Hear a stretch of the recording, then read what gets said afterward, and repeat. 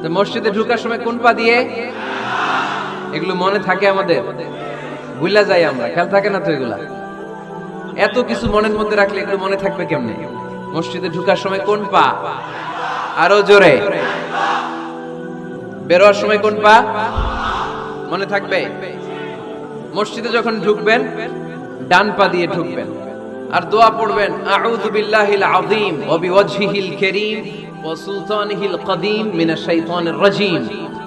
বিষ্ণু ইসলাম বললেন, যে ব্যক্তি মসজিদে ঢোকার সময় এই দোয়াটা পড়বে, শয়তান আফসোস শুরু করে, সে বলে হায় হায়, আজকের দিনের জন্য, সারা দিনের জন্য তো তুই আমার ওয়াসওয়াসা থেকে বেঁচে গেলি, আজকের সারা দিনের জন্য তোরে আমি হারালাম, আজকের সারাটা দিন আল্লাহর পক্ষ থেকে প্রোটেকশন নিয়ে তুই বেঁচে গেলি, আজকের জন্য যা, কালকে তোরে আমি ধরবো।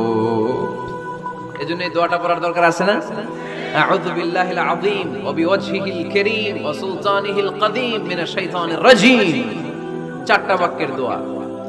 মুখস্থ করতে কষ্ট হলে যে ইউটিউবে চলে যাবে আজকেই, ওখান থেকে শুনে আপনারা মুখস্থ করে নেবেন, এই দোয়াটা পড়বেন, তাহলে ওই দিনের জন্য শয়তানের ওয়াসওয়াসা, টেম্পটেশন, প্রভোকেশন থেকে আপনি আল্লাহ তাআলার প্রোটেকশনে চলে গেলেন। সুবহানাল্লাহ পড়েন।